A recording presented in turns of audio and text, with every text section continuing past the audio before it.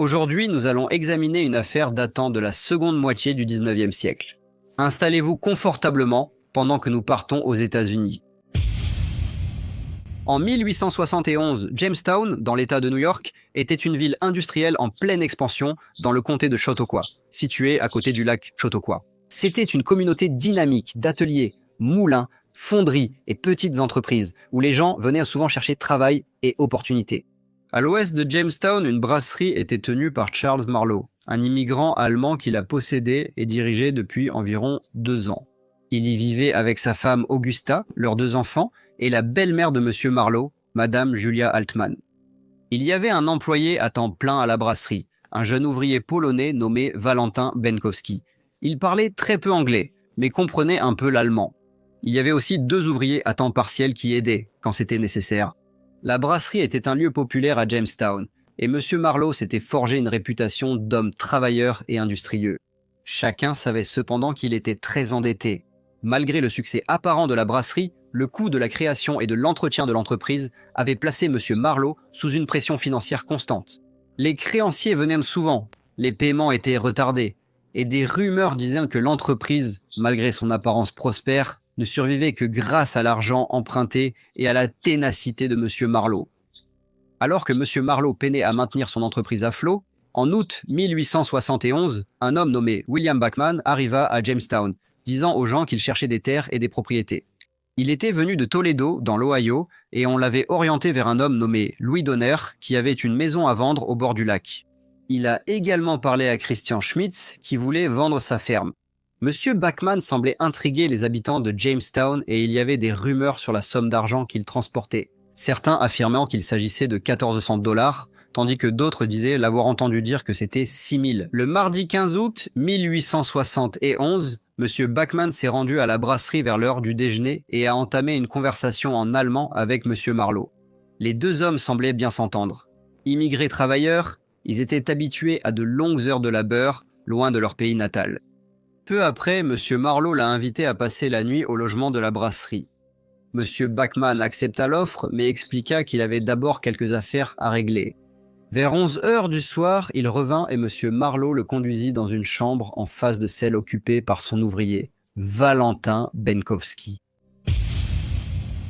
Le lendemain matin, le 16 août, Valentin Benkowski se leva vers 5 heures et Monsieur Bachman se réveilla peu après.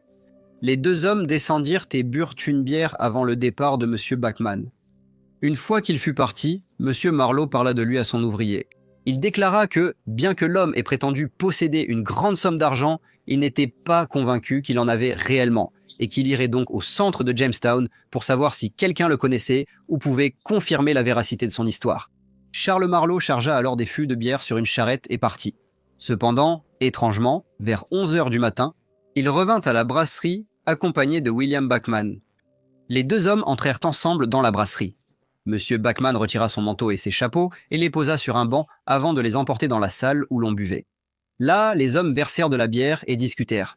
Valentin Benkowski sortit pour continuer son travail. Lorsqu'il revint peu de temps après, il remarqua que toutes les portes étaient ouvertes, y compris la trappe menant à la cave. En s'approchant, il entendit les voix de Monsieur Marlowe et de Monsieur Bachman. Et il remarqua aussi que sur la table se trouvait le chapeau de Monsieur Bachman et 2 verres de bière à moitié remplis. Monsieur Benkowski est alors ressorti pour couper du bois. À son retour, il constata que tout était identique. Manteau et chapeau à leur place, voix provenant toujours de la cave. Il n'y pensa plus et ressortit. Lorsqu'il revint pour la 3e fois, tout était silencieux. Il trouva cela un peu étrange, mais il entendit alors ce qu'il pensa être le bruit d'un coup de feu. Cela lui fit assez peur, alors il ressortit rapidement et resta dehors un moment. Finalement, il se calma et retourna à la brasserie où il vit Monsieur Charles Marlowe sortir de la cave et remarqua qu'il avait du sang étalé sur le front, ainsi que des taches de sang sur ses bottes et sa chemise. Avant que Valentin Benkowski ne puisse parler, un client arriva pour acheter de la bière. Alors, Monsieur Marlowe descendit à la cave et remonta un grand tonneau. Valentin proposa de le laver, mais Monsieur Marlowe refusa, disant qu'il pouvait le faire lui-même. Ensuite, tous allèrent à la salle à manger, où Madame Marlowe servit le dîner. Cependant, ce jour-là, Monsieur Marlowe mangea à peine. Il semblait agité, comme si quelque chose le dérangeait. Lorsque Augusta Marlowe lui demanda pourquoi il ne mangeait pas, il répondit qu'il avait mangé une saucisse plus tôt et qu'il n'avait pas faim. Après le repas, Monsieur Marlowe demanda à son ouvrier de ramasser du bois et dit qu'il allait nettoyer les fûts de bière. Ensuite, il est entré dans la brasserie, mais la chaleur à l'intérieur était presque insupportable. Un grand feu brûlait sous la chaudière à l'intérieur de la voûte du four en briques et la cuve était presque pleine. L'air était si chaud qu'il était difficile d'y rester longtemps. Valentin a demandé à Monsieur Marlowe pourquoi le feu était si intense, mais il n'a reçu aucune réponse. Le lendemain, Valentin a commencé ses tâches en se rendant à la cave, mais il a remarqué qu'elle sentait le sang. En se rappelant ce que Monsieur Marlowe avait dit à propos de William Bachman la veille au matin, il a commencé à devenir méfiant. Alors, une fois que Monsieur Marlowe est parti pour Jamestown, il a commencé à fouiller les lieux lui-même. Il a découvert un col en papier, des fragments de serviettes tachées de sang et un morceau de fromage enveloppé dans du papier, quelque chose qu'il se souvenait avoir vu avec William Bachman. Dans une autre partie de la cave, il a trouvé des taches de sang au sol suggérant qu'un corps avait été traîné à travers la pièce. Convaincu qu'un meurtre avait eu lieu et désormais très effrayé, il décida de quitter le service de Monsieur Marlowe. Au dîner, il lui annonça qu'il partait. Il donna peu d'explications et tenta de rester calme, bien que son attitude montrait clairement qu'il souhaitait partir le plus vite possible. Monsieur Marlowe lui demanda pourquoi il partait si brusquement et s'il avait vu quelque chose. Valentin répondit que non, puis prit ses affaires et quitta les lieux. Il se rendit dans la ville de Worksburg, où il passa la nuit, et le lendemain, il prit un train pour Dunkerque. À Dunkerque, de nombreux immigrés polonais étaient partis en Amérique du Nord chercher du travail. Valentin en rencontra certains et leur raconta ce qu'il pensait avoir découvert à la brasserie, décrivant les taches de sang et les objets trouvés à la cave. La rumeur de ses soupçons se propagea vite dans la communauté polonaise et la police l'interrogea rapidement. Il leur raconta tout ce qu'il avait vu et, le 19 août 1871, Charles H. Marlowe fut arrêté, soupçonné de meurtre. Les enquêteurs et responsables locaux fouillèrent la brasserie. Dans les cendres du four, ils découvrirent des restes humains calcinés, dont des fragments d'os et une partie d'un bras humain avec un coude intact. Dans la cave et la glacière, les détectives découvrirent du sang au sol et des traces suggérant qu'un corps saignant avait été traîné à travers les pièces. Dans un tonneau de bière, ils trouvèrent des cendres et, après une inspection plus approfondie, découvrirent d'autres restes. Des morceaux de crâne, des os de doigts, des os d'orteils, 15 dents humaines, des clous de chaussures, des boutons de gilet, une boucle de gilet et 2 boutons de chemise en ivoire. Aujourd'hui, nous allons examiner un type de cas différent, celui d'un homme nommé John, qui possédait une fortune, mais a commis une erreur fatale qui lui a tout coûté. John a investi tout ce qu'il possédait dans une entreprise qui semblait solide comme le roc, pour découvrir 1 mois plus tard qu'elle avait fait faillite. Il a tout perdu, et ce n'est pas surprenant, car des études montrent que 66% des investisseurs admettent avoir pris au moins une décision d'investissement qu'ils regrettent. S'il avait eu une plateforme comme Mintos, je suis sûr que son histoire aurait été différente. Mais qu'est-ce que Mintos ? Me demanderez-vous. En termes simples, vous prêtez de l'argent à des entreprises ou à des particuliers et vous gagnez des intérêts fixes en retour. Sur la plateforme Mintos, tout est si simple. Le rendement de chaque prêt est affiché dès le début. Le risque est clair et les paiements quotidiens offrent un revenu passif prévisible. Le tout simplement. Sur la plateforme, je peux filtrer les prêts selon le rendement que je souhaite, le niveau de risque avec lequel je suis à l'aise et même la durée du prêt. Mintos propose également des portefeuilles automatisés. Donc vous n'avez pas à tout surveiller en permanence pendant que vos rendements sont réinvestis automatiquement. Avec Mintos, le rendement moyen des prêts est de presque 11%. Mintos est en activité depuis 2014, compte plus de 600 000 utilisateurs et est réglementé dans l'Union européenne sous MiFID. Et comme vous passez par ma chaîne, vous bénéficierez d'un bonus exclusif allant jusqu'à 350 € lorsque vous investissez 500 € ou plus. Cliquez sur le lien dans la description ou scannez le QR code pour en profiter. Cher vieux John, s'il avait su, vous le savez. Alors ne ratez pas cette occasion. Persuadé du meurtre de William Bachman, une enquête fut ouverte. Un jury du coroner fut rapidement constitué et les jurés se rendirent à la brasserie pour examiner les lieux et voir ce que la police y avait découvert. À leur retour au tribunal du coroner, Valentin Benkowski témoigna. Son anglais étant limité, il témoigna via un interprète. Il raconta comment M. Bachman avait visité la brasserie le 15 août, y avait passé la nuit, avait longuement parlé avec M. Marlowe, puis n'avait plus jamais été revu. Il raconta comment il était descendu à la cave, avait trouvé du sang et évoqué le feu intense qui brûlait dans la salle de brassage. Les médecins ont confirmé que les os découverts étaient humains. Cependant, sur conseil de l'avocat de M. Marlowe, ni lui ni sa femme n'ont témoigné. À la fin de l'enquête, le jury a conclu que William Bachman avait été assassiné le 16 août 1871 vers 1h de l'après-midi. Il pensait que Charles Marlowe l'avait abattu et tué, et qu'Augusta Marlowe avait agi en tant que complice.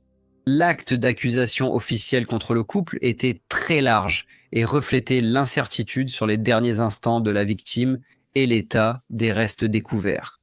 Les procureurs ont allégué que la mort pouvait être due à des coups de feu, de couteau, de marteau, à des blessures par hache, à des brûlures ou d'autres moyens violents. Ces actes d'accusation n'étaient pas rares dans les affaires de meurtre du XIXe siècle, lorsque les preuves médicales ne permettaient pas toujours d'établir de manière concluante une cause unique de décès, ce qui conduisait à énumérer de nombreux moyens possibles. L'accusation s'assurait ainsi que l'accusation resterait valable, quelles que soient les blessures qui se révéleraient finalement mortelles. Cependant, malgré ces conclusions, de nombreux habitants de Jamestown ne croyaient pas que M. et Mme Marlowe étaient responsables de la mort de M. Bachman. Après l'examen des preuves, les charges contre Mme Marlowe furent abandonnées et le procès de son mari, Charles Marlowe, commença le 20 septembre 1871. Il plaida non coupable. Le principal témoin de l'accusation était Valentin Benkowski, qui, comme lors de l'enquête du coroner, témoigna par l'intermédiaire d'un interprète. Il déclara que M. Bachman avait rendu visite à la brasserie le 15 août et que M. Marlowe avait mentionné que l'homme portait une grosse somme d'argent. Il déclara que le lendemain, il pensa avoir entendu un coup de feu provenant de la cave et, peu de temps après, il vit du sang sur le visage de M. Marlowe. Il ajouta être descendu à la cave où le sol avait été lavé, mais il restait des taches de sang sur les pierres et une serviette tachée de sang. Il déclara qu'en entrant dans la salle de brassage, le four était très chaud et une odeur étrange y régnait. L'accusation a également présenté les témoignages des voisins de M. Marlowe, qui se souvenaient tous d'une épaisse fumée noire et de mauvaises odeurs provenant de la brasserie le 16 août. Le professeur Armstrong a témoigné que l'analyse chimique effectuée sur les taches et les matériaux récupérés dans la brasserie indiquait la présence de sang humain. Son témoignage a été considéré comme particulièrement important car il apportait un soutien scientifique à l'affirmation de l'accusation selon laquelle un meurtre violent avait eu lieu dans les locaux. À l'époque, la science médico-légale était en développement et il était impossible de distinguer scientifiquement le sang humain de celui d'origine animale. Le témoignage a fortement influencé le jury, qui a vu dans les conclusions une preuve claire que la brasserie était le lieu d'un crime brutal. À ce stade, le dossier contre Charles Marlowe semblait accablant. L'accusation avait présenté des comportements suspects et des preuves matérielles avaient été retrouvées dans la cave de la brasserie. Des témoignages de Valentin Benkowski et du professeur affirmaient que du sang humain avait été retrouvé sur les lieux. Pris dans leur ensemble, les preuves dressaient un tableau de plus en plus accablant qu'il serait difficile pour la défense d'expliquer. Cependant, Charles Lockwood, l'avocat de la défense de M. Marlowe, a alors provoqué un retournement spectaculaire dans la procédure. Il s'est levé au tribunal et, à la stupéfaction de l'accusation et de tous les spectateurs, a admis que les restes retrouvés dans le four étaient bien ceux de William Bachman. Cependant, il a nié que Charles Marlowe ait commis un meurtre. Il a d'abord affirmé qu'avec la cave fermée, un coup de feu ne se distinguait pas du bruit d'un coup sur un fût de bière. Il a affirmé devant les tribunaux que M. Marlowe était revenu à Jamestown cet après-midi-là et n'avait pas eu le temps de tuer ou brûler un corps. Puis M. Lockwood a stupéfié la salle d'audience. Il a déclaré que M. Bachman était mort des mains de Mme Julia Altman. Après le retour au calme dans la salle, il a affirmé que William Bachman n'était pas aussi riche qu'il le disait et qu'il avait agressé Mme Augusta Marlowe, la jetant à terre et tentant de l'étrangler. Entendant la lutte, la mère de Mme Marlowe, Mme Julia Altman, s'est précipitée pour aider sa fille, mais incapable de les séparer, elle a saisi un marteau et a frappé M. Bachman à la tempe. Regardant le jury, M. Lockwood a déclaré que M. Bachman était tombé et que, lorsque les deux dames l'ont vu, elles ont compris qu'il était mort. La salle d'audience est restée silencieuse pendant quelques instants avant que Mme Julia Altman ne soit appelée à la barre des témoins. Par un interprète, elle a répété l'histoire de M. Lockwood et ajouté qu'après le meurtre, elle et sa fille avaient brûlé le corps dans la chaudière pour cacher la mort. Elle a insisté que son gendre ignorait tout du meurtre avant son arrestation. La défense espérait que ce témoignage discréditerait Valentin Benkowski et présenterait une explication alternative pour la mort. Le procès a duré une semaine avant que l'accusation et la défense ne présentent leur plaidoirie finale et que le juge ne résume l'affaire. Le jury a ensuite été envoyé pour délibérer sur le verdict. Malgré de longues délibérations, ils n'ont pas trouvé d'accord. 6 jurés étaient pour la condamnation, 6 pour l'acquittement. Le procès a été déclaré nul et Charles Marlaud a été renvoyé en prison. Un second procès s'est ouvert en janvier 1872. La plupart des preuves étaient similaires au premier, mais les procureurs ont détaillé davantage les faits. La confession de Madame Julia Altman, qui avait auparavant choqué la salle d'audience, a été examinée de près, et il est vite devenu évident que l'histoire de la vieille femme était un mensonge délibéré, conçu et mis en œuvre dans le but de blanchir le nom de son gendre. Cette fois, le jury n'a délibéré que 3h30 avant de rendre un verdict de culpabilité, et le juge a condamné Charles Marlaud à mort. À l'annonce du verdict et de la sentence, il n'a montré aucune émotion, gardant la même expression sévère tout au long du procès. Sa femme, cependant, qui était assise tout près de lui, a éclaté en sanglots.